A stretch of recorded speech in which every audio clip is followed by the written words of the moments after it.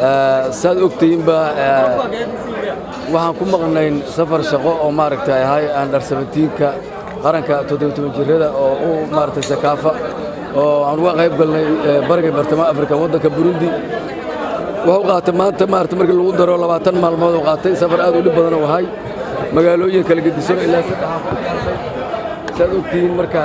aadna u daalanahay runtii shaqo adagna waa qabanay runtii markii hore oo tagayna waa dhaliilayay wallahi maartay wax ma keeni doontaan laakiin ilaahay mahadiis waxaan gaarnay finalkaas aad arkayseen oo wada daawanayseen dhammaantiin waxaan aad ugu faraxsanahay runtii natiijadaas wax ku oolka aan gaarnay inaan qaadno koobka muhiim maahay laakiin waxa muhiim ah inaan gaarno meesha ugu dambaysa runtii wadamo badan oo maaragtay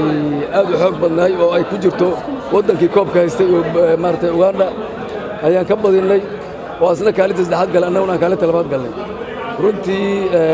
aad iyo aad u daalanahay wareysi kalena waa bixi doona haddii Allah waalidmo mid